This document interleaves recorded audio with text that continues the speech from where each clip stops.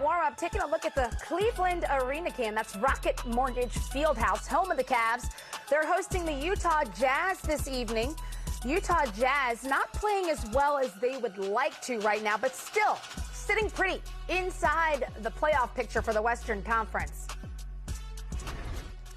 Welcome back inside the studio. I'm Stephanie Reddy, and we're joined by my friend David Locke of the Utah Jazz radio broadcast. David, we're going to get right to it with this Jazz team. They've had a few ebb and flows. Are we in the midst of another streak with this one win they've got under their belt? Well, the schedule would say so, and the schedule has dictated most of the roller coaster of a year. They've got a fairly soft road trip here, Cleveland, New York, and Detroit, in the midst of playing Boston in the middle of that. So you would hope so, but they have not defended well at all. They're 5-9, 5-8 over the last 13 games, and their defensive rating is 11 points worse over that 13 games than it was prior to that. So they better figure out how to get back to being the defensive team that they once were. Well, on the other side of the coin, on the offensive end, Donovan Mitchell, who we're showing right now, career-high 4 straight 30-point performances. What's been different for him lately? You know, it's really awesome to watch. There's a lot of talk about the jump Jason Tatum is making in that third year, rightfully so.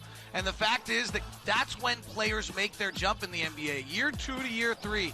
If you had a good rookie year, it's unusual for you to make that jump in the second year. It's what makes what Luka and Trey are doing this year so incredible. But Donovan has taken a big jump here in year 3, as most players do. He's become more efficient. He's had a wider variety. He's scoring at all 3 levels. And he's also handling the point guard role better than he did in the past, and understanding how to play with the ball in his hands, not just off the ball. He's a much better player today than he was a year ago, and he was really good a year ago, so he's super special right now. He's been so much fun to watch. Someone else who's been interesting is Jordan Clarkson. Since the addition of him, he is not bashful. In fact, last game, 20 points, season-high 8 rebounds. How important is he for this Jazz team? Well, he's open. Always. Every time he walks off the bus, right? He's one of those guys that's absolutely there. But he's remarkable in his ability with this hesitation dribble game. Some of the old-timers will like this. My radio partner, Ron Boone, so you remind him of Calvin Murphy, the old 5'7" Houston Rocket who used unusual stutter steps in his dribbling to keep people off balance. But Jordan just gets to the rim. The other thing he's done is he's completely changed his shot composition. When he was early in his career, he was taking about 29% of his shots in the mid-range. That's down to about 9%. So he is either at the rim or shooting threes right now. He has become very efficient. He is scoring at will. And his ability to get where he wants to get to on the dribble is super elite. Okay, David, catch us up on the thinking of head coach Quinn Snyder. We saw last week there was some lineup shuffling. They first made the announcement Mike Conley would be coming off the bench, then Joe Ingles. Catch me up. I think this one's really actually pretty simple. It's not what's been reported by numerous people, including ex-NBA players who made up a story, that, at least what I know. That is, Quinn changed his mind. It happens. He went through a shoot-around with one lineup, and he didn't like it. Didn't like what he was looking at, realized for this team to be its best on April 16th when the playoffs start, Mike Conley had to be in the starting lineup and be a part of it. It also allows him to cycle Mike Conley back with the second unit, and they're running a unit that includes Joe Ingles, Jordan Clarkson, Mike Conley with George Niang and Tony Bradley. It was brilliant against Washington. I think it'll probably be the key lineup for the Jazz for the season. Their starting lineup this year and their lineups have been very, very good. It's when they've got into the depth of their rotation that they've really struggled. And so playing Mike in 3 stints is allowing him to be playing with that second unit and taking a larger role, playing with Jordan and playing with Joe Ingles, and that's helping the Jazz out. Okay, at the top of this conversation, David, you brought up the defense and how it's kind of been lacking a little bit with the Jazz. Rudy Gobert, that's where he hangs his hat, right? So what can he do to help change the thing around? Well, Mike D'Antoni had an interesting quote the other day when he was in town. If Rudy Gobert's at the rim, we're doing something wrong. Well, that's what we're seeing out of teams. And interestingly enough, today in this game, Cleveland's without Andre Drummond, without Tristan Thompson, the 2 big men that hover around the rim. So Kevin Love will now be the center with Larry Nance as the power forward. And who do you match Rudy with? And how far out does Rudy go to guard Kevin Love?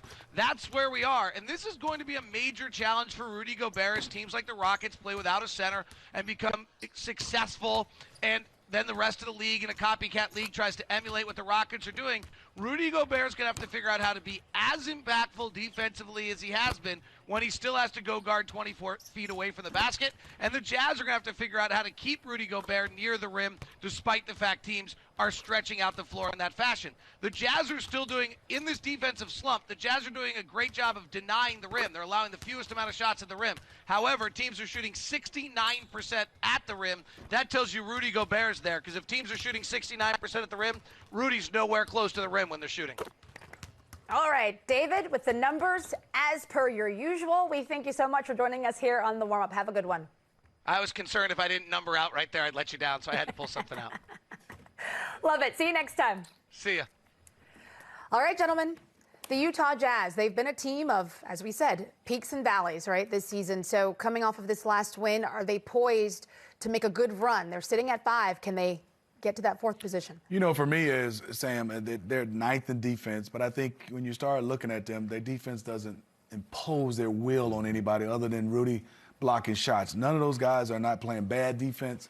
But I think you're going to have to be elite. And the reason why I say that, because I look at their offense, Sam, and you've been around a long time, you coach, they're 26 in assists. So they don't really share. And so if you're not going to share the basketball, not because they're selfish, I just don't think their offense is the type of offense when you have a guy that's breaking down someone other than Donovan Mitchell. And he gets to the rim because he's so good, he goes to score. They don't have anybody other than Mike Conley, and I love Joe Ingles, but he's not quick enough to make me have to come help. And also, I got to get back to my guy because I'm afraid of him at the rim and afraid of the pass. They're going to have to share it, and they're going to have to do things that they play for each other for me to start to be a real believer, because once it comes half court, it's all Donovan Mitchell. I don't know if you can win that way. Well, Smith, to your point, first of all, you're right. This team, for the years, have been known as a defensive team. They don't impose their will defensively on anyone. Second, what did you go get Mike Conley for? He was supposed to be that guy, not just to improve your scoring as a team, but to improve the facilitating of the ball movement. If you're going to put the ball in Donovan Mitchell's hand and have Mike Conley on the floor, what are you doing with Mike Conley? All right, because Donovan Mitchell, the next phase for his game is going to the basket with that same aggressive mentality, because you know this, Smitty, in pick and roll, if you're not going to score, then it's not going to be effective. But he's got to get right to that point to where he's looking to score and start involving his teammates, because in today's NBA, pick and roll is the majority of your defense, especially, offense, especially when the shot clock is running down. So he's got to get better at that. But I agree with you. I don't see how this team is going to advance and get better until, one, they start playing defense. You lean on Rudy too much, okay? Because teams are sucking him away from the basket. Now, when Rudy comes to help, they're finding his guy. So you got to do a better job individually to keep your man in front. And then for Rudy Gobert, I'm hearing him talking about how he's going to stay on the floor. Well, at 7'3", and they're putting 6'3" guys on you, if you can't rim run to the front of the rim, put your hands up and dunk the basketball on a 6'3", 6'4", 6'5" guy, then you have outdated yourself. He can score the basketball. He's got to get better. He's got to learn some jump hooks, some drop steps. But I refuse to believe at 7'3", you're going to let 6'4" and 6'5" guys guard you, and they're going to take you off the floor because the guy's shooting a 30-foot shot and you have the ability to shoot a 2-foot shot. That's on Rudy Gobert if he allows. But also, Sam, you said it's on Rudy. But how much is that on coaching? And then how much is that on the point guard? Well, all of it is on coaching, putting him in the right position and working with him to understand, look, when teams are switching like Houston, it blows my mind. People saying, well, it's taking teams out the offense. Well, Smith, if I'm sending a pin down for you, instead of you coming out early at the three-point line, why don't you wait on the block? Let me get a deep pin down screen. And now when you come off, I got 1 foot in the paint when they switch, and I go right into a jump hook. But if you're setting the screen at the free throw line and you're catching it at the three-point line, and I'm posting up at the free throw line, and now I got to take 3 dribbles, crab dribbles to get there, and the traps coming and things of that nature, yeah, I'm going to look like I don't know how to play offense. So with your point, the coaching, teach your guys how to set screens, when to set screens, and on the switch, how to seal a guy and make the pass to the open spot. Thank you.